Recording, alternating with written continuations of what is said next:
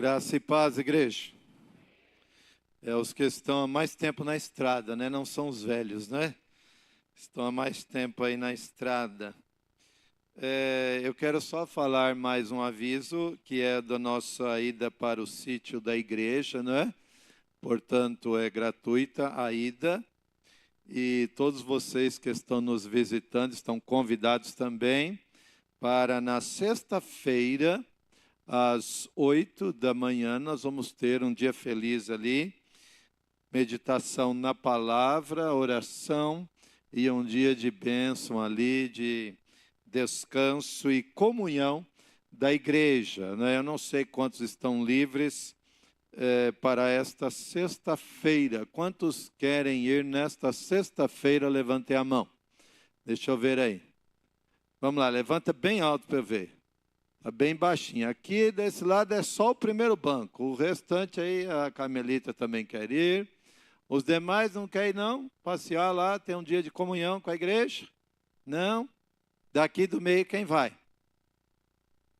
Também tem um outro gato pingado. E desse lado aqui? Esse lado aqui está melhor, viu? A turma aqui está melhor hoje, viu? Que Deus abençoe.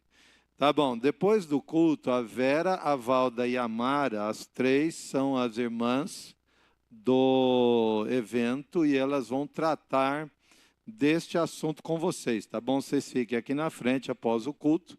A Mara, a Vera e a Valda vão tratar deste assunto com vocês. Pois não, pastor? Os jovens têm uma reunião também depois do culto. Os jovens irão também no sítio. Quem dos jovens vai no sítio, para não dar o conflito aí? Vai a Manuela. Garotada, vamos para o sítio? Vamos, gente. Essa aqui vai estar viajando. São os velhos mesmo, né? Não pode falar velho? Interessante, né? Ontem eu estava numa igreja. Aí o pastor falou assim, não, porque os índios... Não, índio não, tem que falar indígena agora, né? A sociedade está ficando meio doida, né?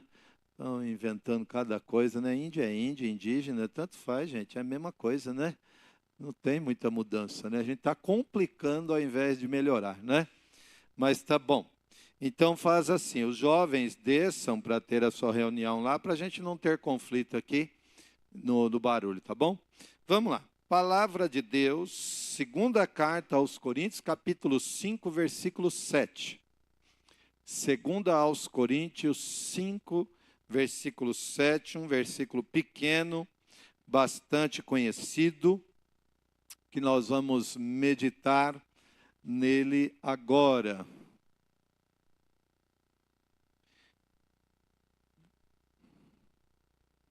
Visto que andamos por fé, e não pelo que vemos. Na revista e corrigida, pelo que somos guiados por fé e não por vista. Somos guiados por fé e não por vista. Vamos falar com Deus. Senhor, a palavra é boa, a palavra é poderosa e eficaz.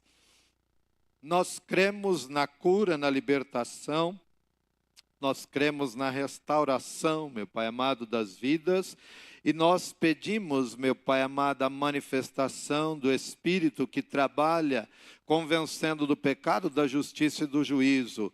Que esta palavra, meu Deus, venha a ser compreendida nos corações. Que eu não seja, meu Deus amado, um embaraço para a fluidez da Tua palavra, mas que eu seja um canal de bênção e usado pelo Teu Espírito Santo para a edificação da igreja em nome de Jesus. Amém. Muito bem. O título desta mensagem é Dois modelos, uma escolha. Quando a gente olha para o texto, nós vemos duas coisas aí. Pode deixar o texto aí. Andar por fé e andar por vista. Então nós temos dois modelos aí.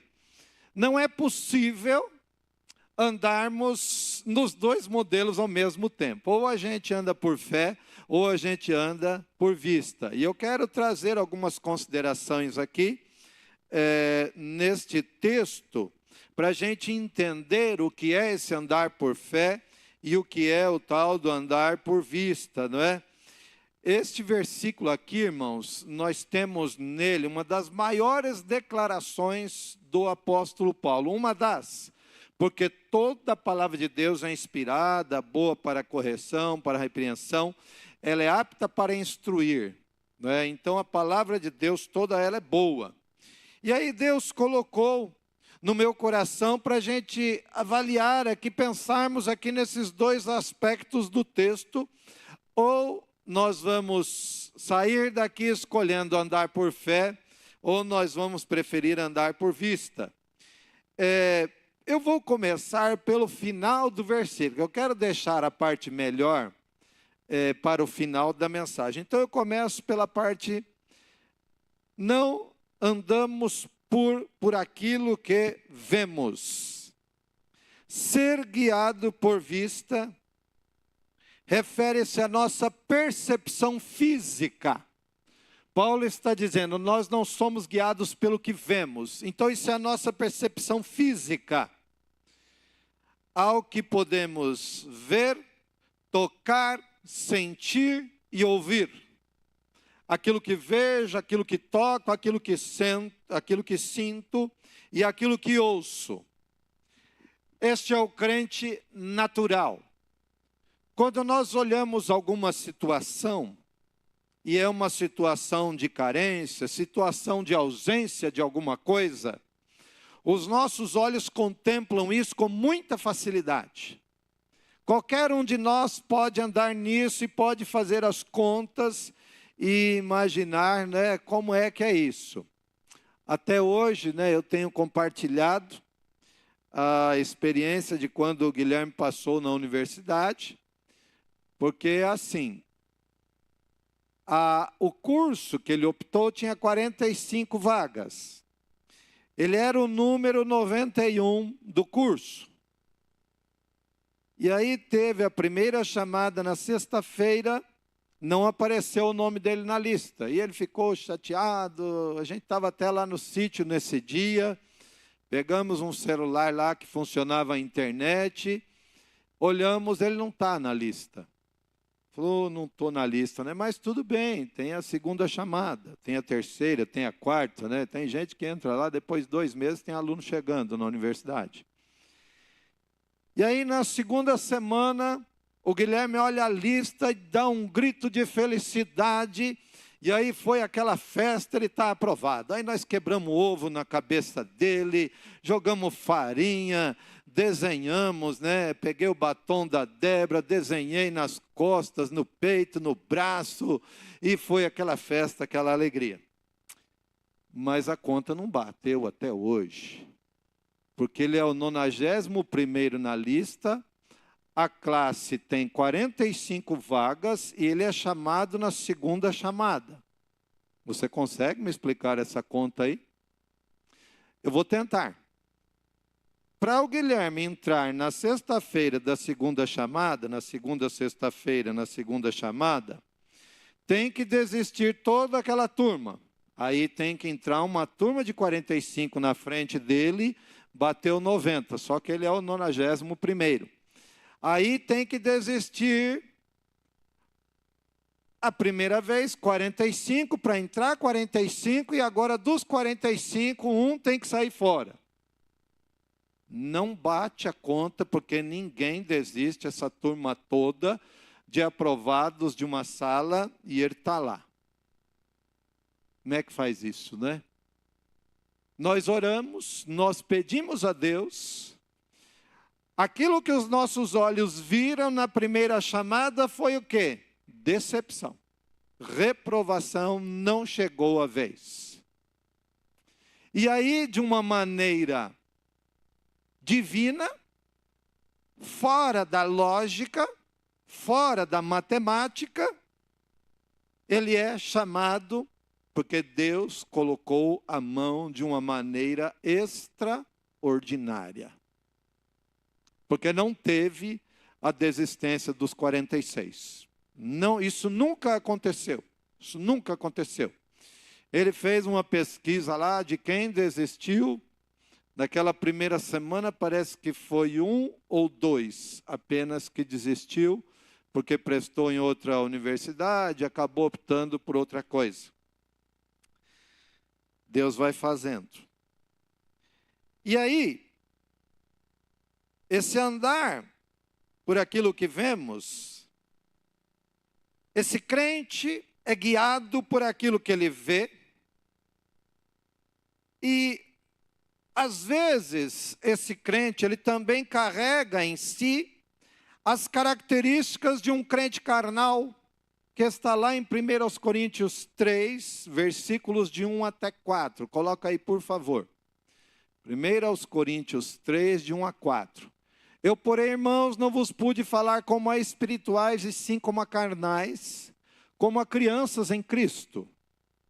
Leite vos dei a beber, não vos dei alimento sólido, porque ainda não podia suportá-lo, nem ainda agora podeis, porque ainda sois carnais.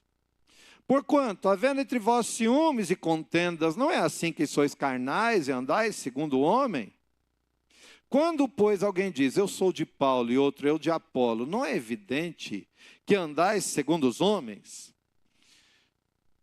Essa pessoa que é guiada por vista, muitas vezes ele também carrega em si as características do carnal, ele carrega os ciúmes, ele carrega as coisas que Paulo vai falando da imaturidade. Ele não pode comer um alimento sólido, ele precisa tomar leite, que é aquela coisa fácil de ser engolida, fácil de ser digerida, fácil de ser assimilada pelo organismo. Então ele só consegue andar assim, ele só consegue se alimentar assim. Ele é uma pessoa que anda por aquilo que vê, e ele ainda é carnal, porque ele tem características do homem natural, do homem que não é guiado pela fé. O carnal é imaturo, voltado para si mesmo, não cresce na fé, é movido por apetites dos mais variados tipos, e se revolta quando não tem seus pedidos atendidos. Eu não sei se você alguma vez já ficou com raiva de Deus, porque você falou assim, eu orei e Deus não me atendeu. Teve uma heresia que pairava em alguns microfones na década de 90, que ela dizia o seguinte, a pessoa estava chateada com Deus, magoada com Deus, e ela precisava perdoar Deus. Alguém se lembra dessa heresia que rodou em alguns púlpitos aí um tempo? Você tem que perdoar Deus. Olha, perdoa Deus, porque você, como sendo o centro do universo, né, a coisa mais linda do universo, Deus sem você, coitado que seria dele, né? Colocaram essa ideia, e tinha gente aderindo à ideia.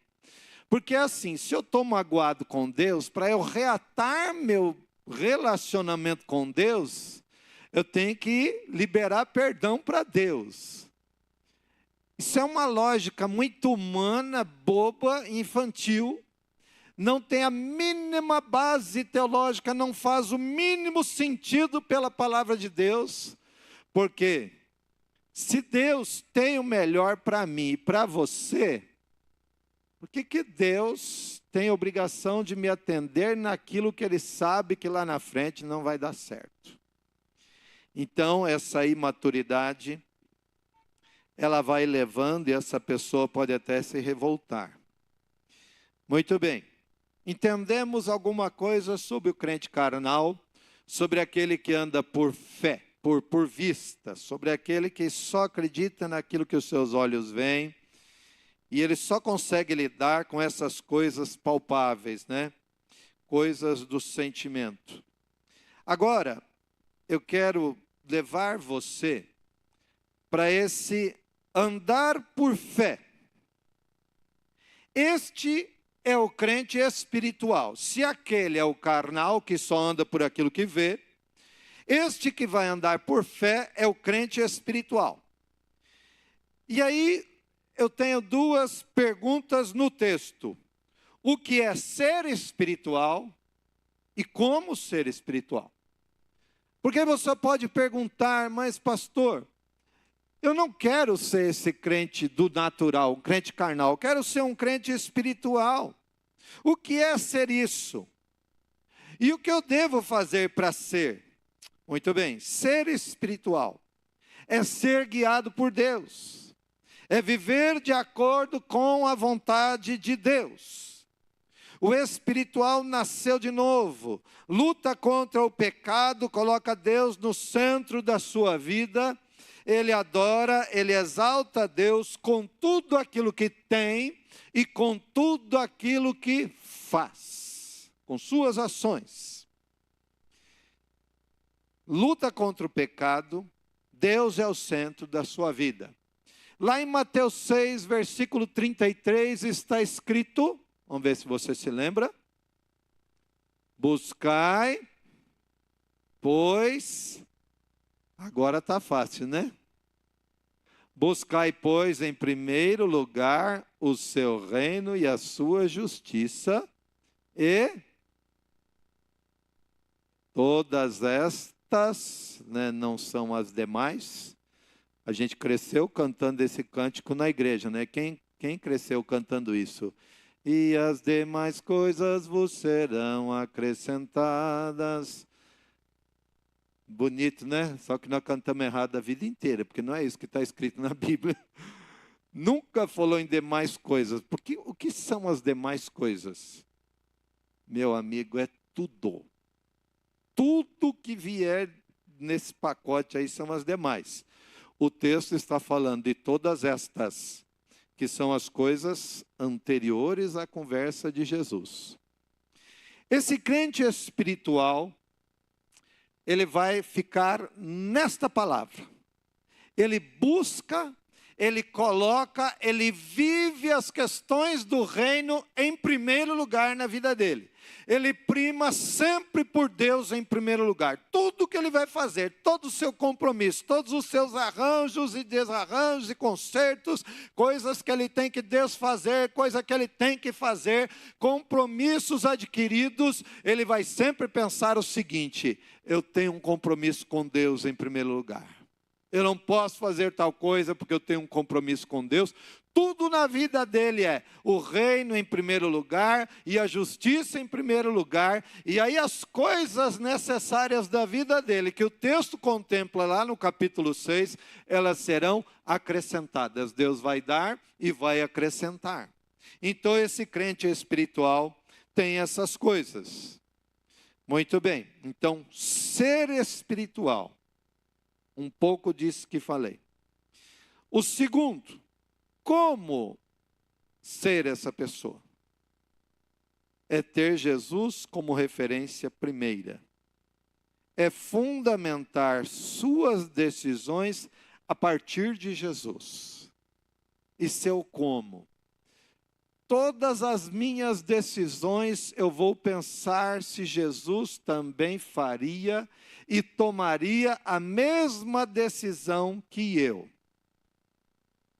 Você tem certeza em todas as suas decisões se Jesus também decidiria como você decidiu? Porque, irmãos, nem tudo está escrito na Bíblia.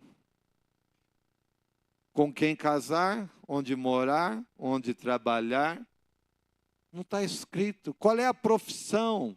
Qual é o curso da faculdade que você vai optar?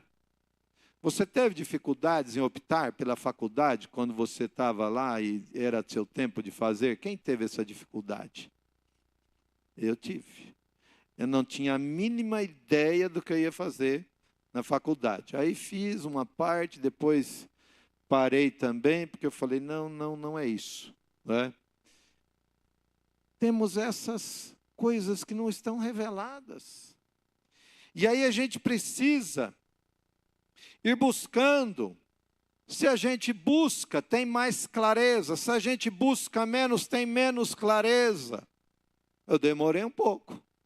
Porque lá no segundo ano eu falei, não é esse negócio não. Mas a gente consegue fazer isso. Colocar Jesus como referência primeira. Como ser espiritual. É procurando conhecer a vontade de Deus expressa em sua palavra. É depositar confiança plena em Deus. se eu tenho o hábito de buscar na palavra de Deus, conhecer a palavra de Deus, eu vou aprendendo essa coisa da espiritualidade, elas vão saltando e eu aprendo como ser espiritual. E por último, quais as aplicações diárias de eu ser guiado por fé e não por vista? Porque esta é a base da nossa palavra hoje aqui. Nós somos guiados por fé e não por vista. Então, o que isso vai mudar? Quais as aplicações disso na minha vida diária? Primeiro, na minha tomada de decisões.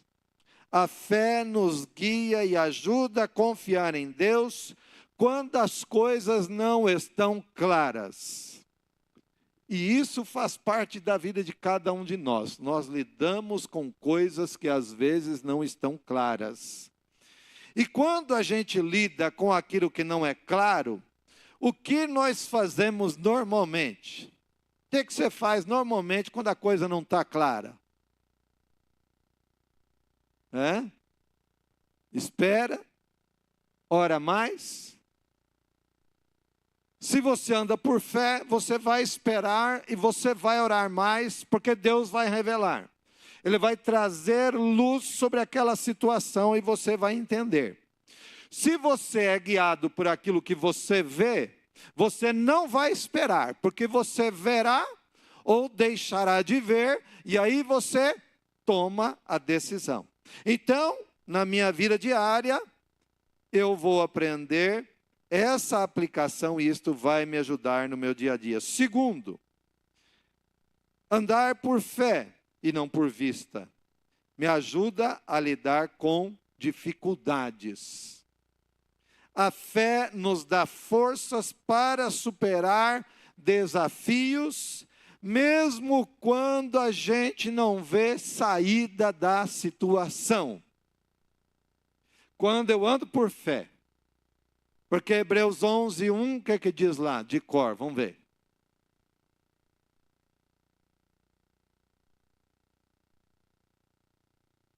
Muito bem. A fé é o firme fundamento das coisas que se esperam e a convicção de fatos que se não veem, ou a prova daquilo que a gente não vê. E aí, quando eu ando por fé, eu estou andando no escuro. Andar no escuro é uma coisa diferente do que eu vi numa reportagem sobre um tanque de guerra americano. O tanque de guerra, ele não tem vidro na frente do motorista.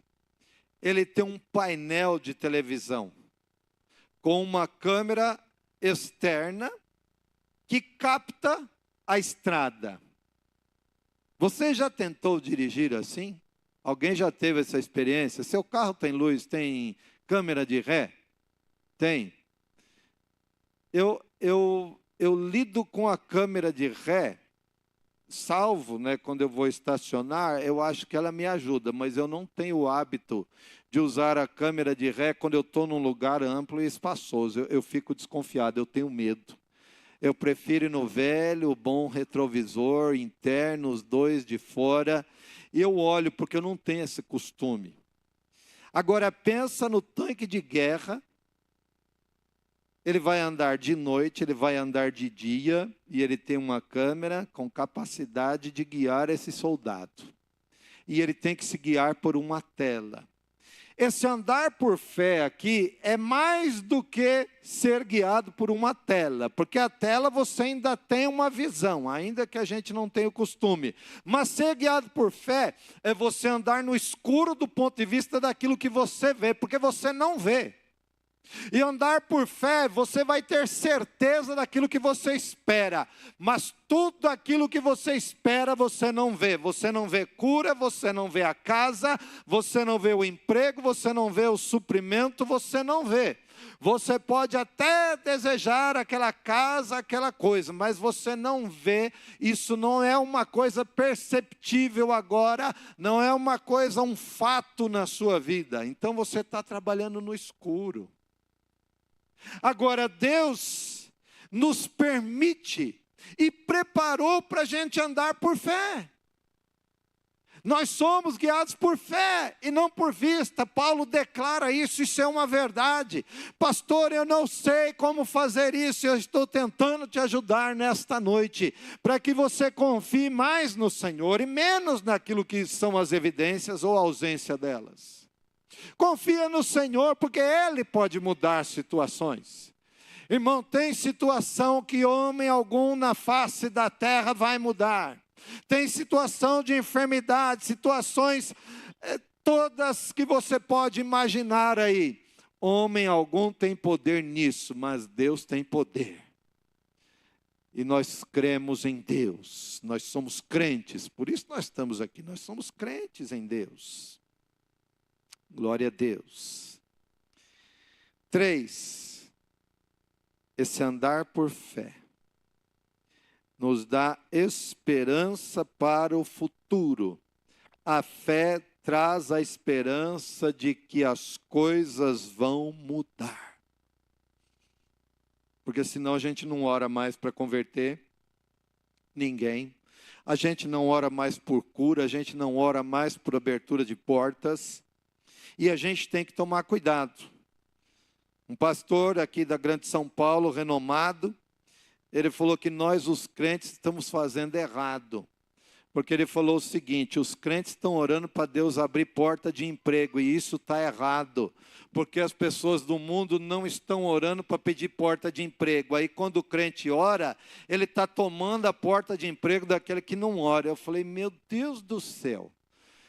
Onde nós estamos chegando? Ao invés do pastor pregar a fé, ele está falando que a gente agora tem que ser como aquele que não acredita em nada. Então nós vamos ser guiados pelo quê? Pelo acaso, pelo aleatório? Não, porque se Deus gostar mais daquele que não ora, Deus gostar mais daquele que não faz nada. Não, irmãos, isso não tem fundamento bíblico. Jesus mandou pedir, Jesus mandou insistir no bater, ele falou, clama, clama. Lá em Jeremias, clama por mim e te responderei. Lá no Evangelho, Jesus fala, olha, batam, peçam, vai ser dado para vocês, busquem que vocês vão achar, e se andar por fé. Então, se você entrou aqui nesta noite, e você está lidando com situações em que você não está vendo absolutamente coisa alguma, eu te convido agora a depositar fé em Deus. Abre os olhos da fé, porque no natural você não está vendo, mas no espiritual Deus vai trazer à existência as coisas que não são, aleluia. Isto é fé, meus irmãos. Andar por fé e não por vista é ter paciência. A paciência nos ajuda a esperar no tempo de Deus. Tem gente que não gosta desse negócio. Ai, pastor, esse negócio de tempo de Deus, isso mexe tanto comigo. Sabe por que o tempo de Deus está mexendo com você? Porque você ainda está andando por aquilo que você vê. Quando você anda por fé, você vai acreditar e descansar no tempo dele. Não tem ansiedade, não tem perturbação, não tem agitação. Tenha paciência. Espera no tempo de Deus. Eu não estou falando para você parar, cruzar os braços na vida e não fazer mais qualquer coisa. Não é isso que eu estou te dizendo. Você precisa trabalhar, você precisa correr atrás. Mas aquilo que você não pode fazer, Deus pode. E é nesse aspecto, anda por fé. Quinto e último. Ser guiado por fé nos permite confiar em algo maior do que nossas experiências e observações. De maneira que somos guiados por fé. Isso nos permite, irmãos, a confiar em algo maior. do que a minha experiência, do que a minha percepção. Eu não tinha experiência em tentar colocar um filho numa universidade e lidar com 91, com 45, com 1. Tem coisas que são novas na nossa vida. E nós todos os dias somos surpreendidos por coisas novas. E aí quando veio o novo, e agora? E agora você olha para trás. Deus te ajudou nas coisas que você passou? Se Ele te ajudou, será que Ele cansou? Será que Ele parou? Você pode clamar e Ele vai te ajudar. Ele vai te ajudar. Concluindo esta mensagem, o texto nos deu 2 modelos a serem escolhidos. Qual você julga ser o melhor para você? De maneira que somos guiados por fé e não por vista. São 2 modelos. Fé e aquilo que vejo. Fé e aquilo que sinto, que ouço, que percebo. Ou eu vou crer naquilo que eu não estou percebendo do ponto de vista natural?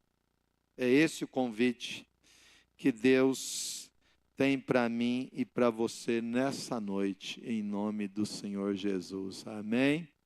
Glória a Deus. Eu te convido a andar por fé. Vamos ficar em pé? Vamos andar nesta palavra. Foi isso que Deus mandou trazer para você nesta noite. E eu creio que a palavra de Deus, ela encontra lugar nos corações que aqui entraram. Senhor, a palavra de Deus é boa, eficaz. Toda a Escritura é divinamente inspirada. A Tua palavra é pura, Senhor meu Deus amado. Ela é provada mais do que o ouro, Senhor meu Pai amado, e ela não volta atrás. A palavra do Senhor também não volta para Ti vazia. Antes ela produz aquilo para o que foi enviada. Espírito Santo de Deus, renova, aviva corações aqui nesta noite. Tira, meu Deus amado, a mornidão espiritual.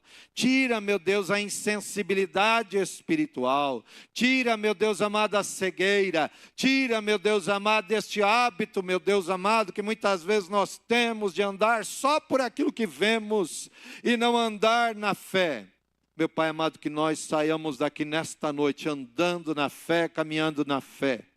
Ajuda-nos, Pai amado, nessa situação e abençoa cada irmão, cada irmã, em nome do Senhor Jesus. E que a graça do Senhor Jesus Cristo, o amor de Deus e a comunhão do Espírito Santo sejam com todos vós. Amém, Jesus. Amém. Chegamos ao final deste culto.